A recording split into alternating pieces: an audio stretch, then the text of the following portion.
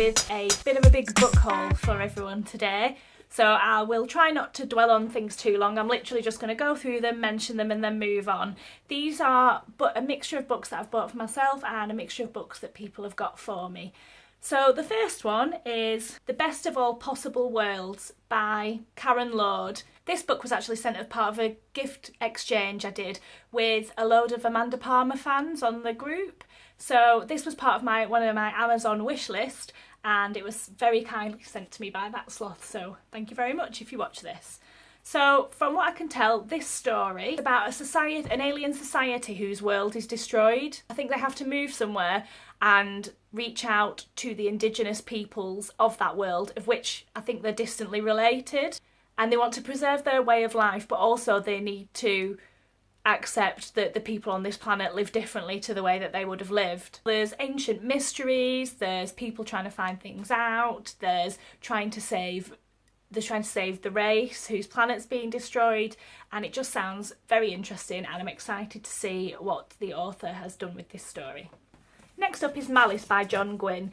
I saw somebody talking about, I think, the second or third book in this trilogy on BookTube a few weeks ago, and I decided it sounded so good that I wanted to pick it up. Now, this is the first book in the Faithful and the Fallen series. I believe it's about a person called Corbin who wants to be a warrior. Like, there's battles, monsters, intrigue. Now, I don't usually read a lot of sort of fantasy like this, but I do want to get into it, so I figured this would be a good place to start, because I can't remember who it was. Maybe it was Thoughts on Tomes.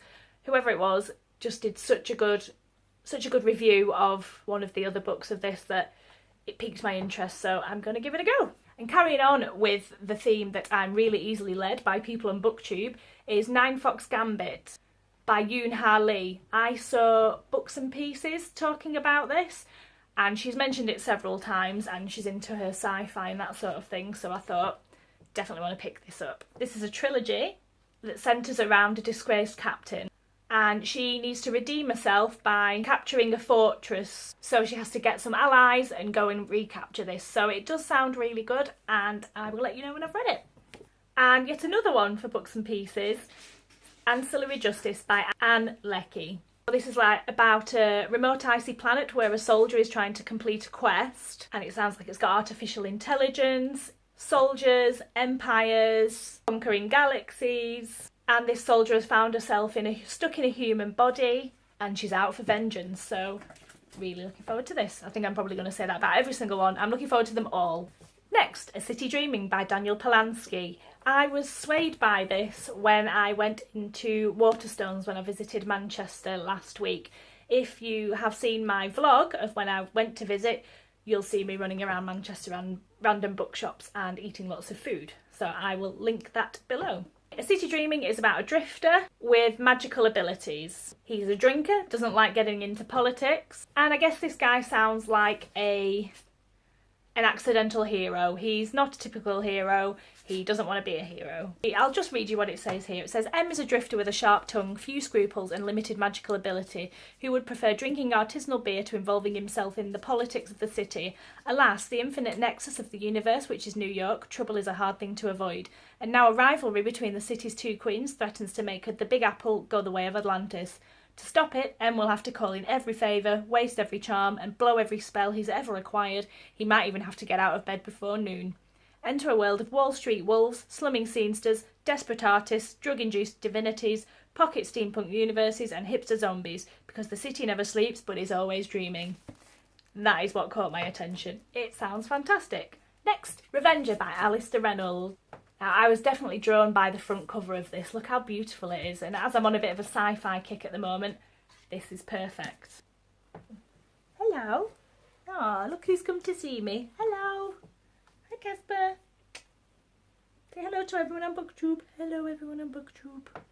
So, I will read the back of the book. It says, from the dark distant future and the rubble of our solar system comes a tale of space pirates, buried treasure and phantom weapons of unspeakable hazards and single-minded heroism, and of vengeance. And the Times have called it a master singer of the space opera. So this sounds absolutely fantastic. There's a little bit more in here, but I don't want to read anymore. I just want to jump in and get this read. So I think I'm probably going to read this very soon. Next up is a twofer. These two Blade Runner books, books 2 and 3, that I got from a second-hand shop in Manchester. Now, as far as I can tell, these lead on after the film rather than the book. And I think these are from the early 2000s. I had never heard of these and I didn't even know they were out, but I'm interested to see where they take that story, so I'll be giving those a go. And the Medusa Chronicles by Stephen Baxter and Alistair Reynolds. Again, the front cover of this caught my attention straight away. Sci-fi loveliness. And I'm just going to read the back of this for you. Again, I don't really want to go too much into any of these, I just want to get in and read them. Inspired by Sir Arthur C. Clarke's award-winning novella A Meeting with Medusa, the Medusa Chronicles is a novel of the unfolding rivalry between mankind and machine, spanning centuries and the spaces of a solar system and leading at last to a future neither could have envisaged. So I'm interested to see where this goes, because it's, like I said, on the back it spans from the 2080s, 2090s, 2130s, so they've got a lot to pack in this book. Really excited. I am also into TV shows quite a lot, especially if they're a bit sci-fi, and I've been watching Expanse, and I found out from that that is actually a series of books. So I got straight online and ordered the first book in the series, which is Leviathan Awakes by James A. Corey. We've colonised the solar system. There's people that still live on Earth, there's people that work on the asteroid belt, and they're all the workers and they interact with the people from Earth, and I guess there's politics and power struggles, and you know, I think one area provides food to the other and they've got the power, and it just sounds quite good. And like I said, I've seen the TV show, so I kind of know what's coming, but as always the books are always better, so I have the book. Of Fire and Stars by Audrey Coulthurst. You'll probably have seen everybody going absolutely bonkers about this online, and it's because of this, and again because I'm easily swayed by BookTube, that I've ordered myself a copy, and here it is. And this is about a princess whose life's basically just been decided for her since she was a child. She's got her marriage arranged and her life arranged, and her family know exactly where she's going.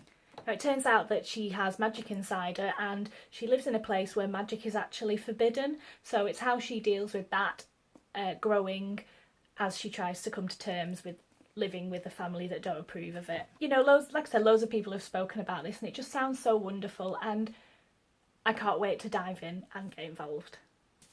The Essex Serpent by Sarah Perry.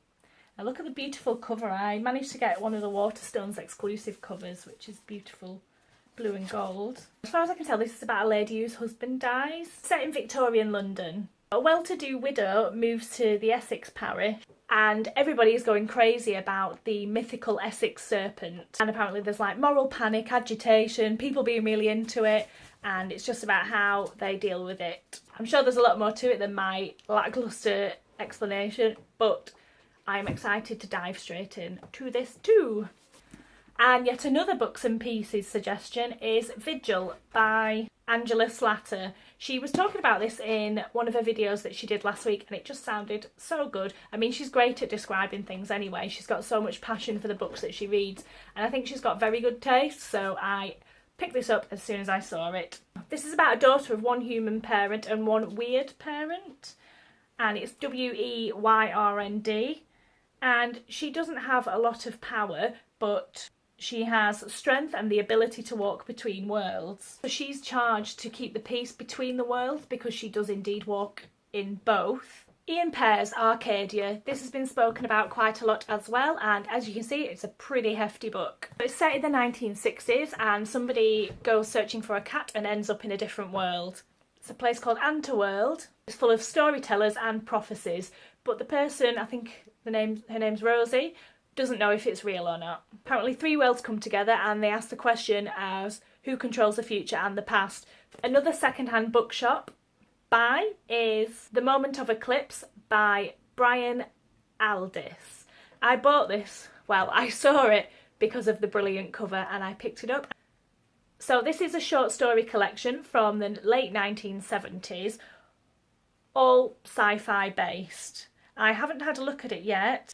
I read Interworld a few weeks ago by Neil Gaiman, so I quickly ordered the next book in the trilogy, which is Silver Dream. I'm really excited to read this one. If you've read the first one, it is basically about a boy that finds out he can walk into parallel universes where there are other versions of him that can also do the same, and it's about the worlds in between and him training up to help keep the balance between the worlds right. There's worlds with magic, there's worlds without magic. It's very, very interesting, so this carries on with that. The last book is Queen of the Tearlink, Erika Johansson. I've seen people talking about these books. I think a new one has just come out, so I figured I might as well jump on this bandwagon as well and read these. So it's about somebody called Kelsey Grin, and on her 19th birthday some soldiers come for her. She's about to inherit a kingdom and she gets taken back to her place of birth to claim what is hers. And finally, I've seen lots of people talking about the graphic novel Beauty. It is about a STD, or an STI, sexually transmitted infection, that makes people beautiful. Unfortunate side effect of that is that it also eventually makes you dead. So I guess it's about what people will trade in for beauty and how far it goes, and if something like that hits society, what would happen? What would you do? So that is my epic haul for this month. I'm going to ease off now because I've got plenty of books to read. I think 2017 from now on, I'm going to try and limit myself to 1 or 2 books a month, and I'm going to try and read what's actually on my shelves because I've got absolutely plenty. So have you read any of these books? If you have, let me know what you thought. Let me know your suggestions if there's any other books like these that you think that I should read. If you like this video, please give me a thumbs up, and if you want to see more content like this, please subscribe, and I will be back in a few days with another video. Okay, big hugs, bye!